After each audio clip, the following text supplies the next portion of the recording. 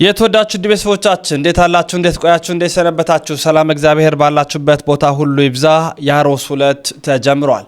በዛሬ መረጃችን በድጋሚ የምንመለከታቸው አበይት የሆኑ ርዕሰ ጉዳዮች አሉ። በተለይ ደግሞ ከዚህ ከአሁን የአቡነ ገብርኤልን ጉዳይ እንደ አዲስ አጀንዳ እንዲነሳ የፍኖተ ጉዳይ ደግሞ ድጋሚ እንዲቀሰቀስ ገንዘብ ስላጣ ወይ ጊፍት የሚሰጠው ስላጣ ርዕሰ ጉዳይ ሆኖ መነጋገሪያ ሆኖ ገንዘብ ለመሰብሰብ ያመቸው ዘንድ የቤተ ክርስቲያን ነገር የሚነካካው ዮኒ ማኛን እናገኘዋለን። ሰው መጋኛ ብንልም አይከፋም። ዮኒ ማኛ የሚለው መጋኛ ብንልም አይከፋም። ለምን ትተነዋል? ፕሮቴስታንት ሆናል፣ መብቱ ነው አይደለም? የፈለገውን ኤቲስም መሆን ይችላል። ማንም ሰው ዞር ብሎም አላየውም አያየውምም። ታዲያ እዛ ቤት ብቻ ነው ስሙ ሲነሳ የነበረው። ያ ነገር ከነከ ነው። ስለዚህ ምን ማድረግ ጀመረ? አይ እንግዲያውስ የሆነ ርዕሰ ጉዳይ ልምዘዝ ብሎ መጣ።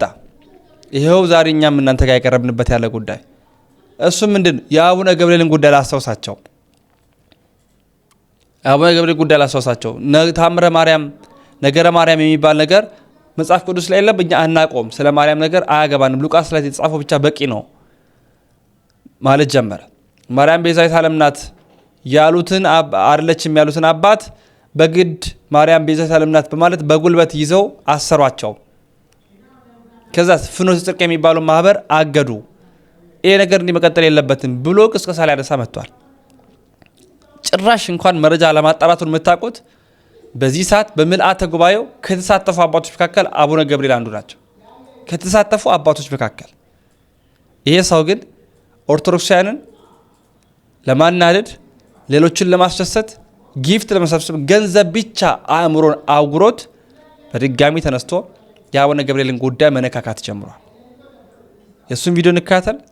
እንዲህ አይነት ነውረኛ ይህ ሰውዬ ምን ማለት እንደሆነ በጊፍት ባርኩኝ ያለ እምነት የቀየረበት ለሳንቲም እንደሆነ ለሆዱ እንደሆነ ያገኘነውን ቪዲዮ አጋራላችኋል። በቅድሚያ ግን ስለ አቡነ ገብርኤል የተናገሩን ሀሳብ አድምጠን እንመለስ።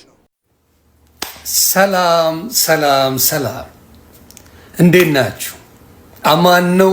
ክብሩ ይስፋ፣ ሰይጣን ይደፋ። እንግዲህ ትንሽ አይኔ ስለቀላ ነው ይቅርታ እንጂ ለመሰከስ ምናምን አይደለም። ሰላማችሁ ብዝት ይበልልኝ እና እንግዲህ የአባታችን የአቡነ ገብርኤል ጉዳይ ምን እየተደረገ ነው? መግለጫ አውጥተዋል። መግለጫ ያወጡት ምንድን ነው? ለሌላ ለሳምንት ቀነቀጠሮ ተሰጥቷል። ቀነቀጠሮ የተሰጠበት ምክንያት ደግሞ በነገረ ማርያም ላይ ያለው ትምህርት ከኦርቶዶክስ ከምታስተምረው ትምህርት ኦርቶዶክስ ተዋህዶ ከምታስተምረው ትምህርት ያፈነገጠ ነው ብለው ነው ያሉት። እንግዲህ በዚህ ነገር ላይ እንደምታዩት ነገረ ማርያም የሚባል መጽሐፍ ቅዱስ ላይ ትምህርት የለም። ስለ ቅድስት ድንግል ማርያም የተወሰኑ ሉቃስ ወንጌሎች ላይ ሌላም ጋር በስነ ስርዓት ስለ ቅድስት ድንግል ማርያም ያለውን ነገር በስነ ስርዓት የተቀመጠ ነው፣ በስነ ስርዓት ያለ ነው። ከዛ ውጪ ነገረ ትምህርት የሚባል ብቻውን አጀንዳ ተሰጥቶት የምንማርበት ምንም ምክንያት አለ ብዬ አላስብም። ምንም አይነት ምክንያት ከመጽሐፍ ቅዱስ ውጪ የሆኑ ነገሮች ለማስገባት ካልሆነ በስተቀር ጥልቅ የሆነ ሚስጥር የሌለው ነገር ነው። ምክንያቱም እግዚአብሔር ትንቢቱን በሁሉም ላይ ፈጻሚ ነው። ለሙሴም ትንቢት ሲናገር ነበር፣ ለዳዊትም፣ ለሁሉም መጽሐፍ ቅዱስ ላይ እንዳሉት ለነ ዮናስም ለነ ዳንኤልም ለነ ኢሳያስም በሙሉ ሲናገር የነበረውን ትንቢት የፈጸመ አባት ነው ያለን። እንዲሁም ደግሞ ለቅድስት ድንግል ማርያም በቅዱስ ገብርኤል አማካኝነት ትንቢት እንዲፈጸም እግዚአብሔር አምላክ አንድያ ልጁን ልኮ በሱ እንደምንድን መጽሐፍ ቅዱስ ይናገራል።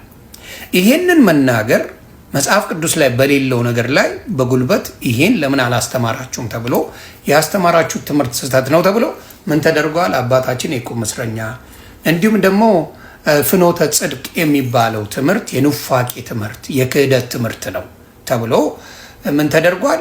ምናልባት እርምጃ ሊወሰድበት እንዲወገዱ እገዳ እንዲደረግባቸው ለመወሰን ሌላ 5 ቀን ነው 7 ቀን ተሰጥቷል።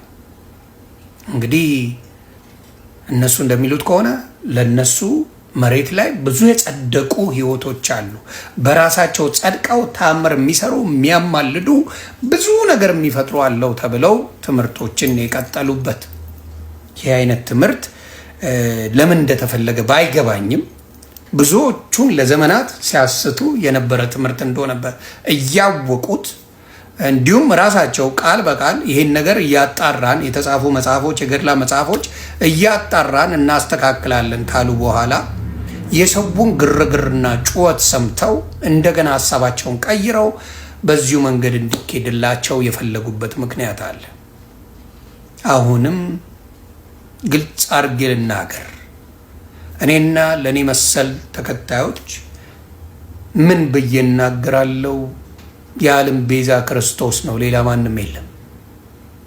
ጊዜያዊ ቤዝነት ለማንም ሊሰጥ ይችላል። የዓለም ቤዛ መሆን የሚችል እዚህ ምድር ላይ ሊኖር አይችልም። ምክንያቱም አደባባይ ላይ ወጥተው የክርስቶስ ደም የማርያም ደም ነው፣ የተሰቀለው ደም የማርያም ደም ነው፣ የክርስቶስ ብቻ አይደለም እያሉ በየጊዜው በአደባባይ በድፍረት የተናገሩ ሰዎች ምንም ሳይደረጉ በአደባባይ ኢየሱስ ብቻ ነው የዓለም ቤዛ ማለት ደግሞ የሚያስቀጣበት የኑፋቄ ትምህርት የሚባልበት ነገረ ማርያም የሚባለውን ትምህርት ካልተማሩ ለውጥ አይመጣም ብለው ያሰቡበት እና ቤተክርስቲያን በጣም በማይረባ ነገር እንድታያዝ ያደረጉ ሰዎች አሉ። አሁንም አባታችን ስህተታቸውን ከመጽሐፍ ቅዱስ አውጥታችሁ ጠይቋቸው፣ ክሰሷቸው። መጽሐፍ ቅዱስ ከሚለው ውጪ አቡነ ገብርኤል ካስተማሩ ከሰሷቸው፣ መጠየቅም አለባቸው። ከመጽሐፍ ቅዱስ ውጪ ያስተማራችሁ ደግሞ እሳቸው ልክ ከሆኑ እናንተ መጠየቅ አለባችሁ። ከመጽሐፍ ውጪ ለማስደሰት ለማጭበርበር የምታስተምሩ ሰዎች ስህተት ትምህርት ነው። ሌላው የስህተት ትምህርት ብዬ የምናገረው አዛኝቷ ማርያም ትላላችሁ፣ ውሸት ነው፣ የውሸት ትምህርት ነው።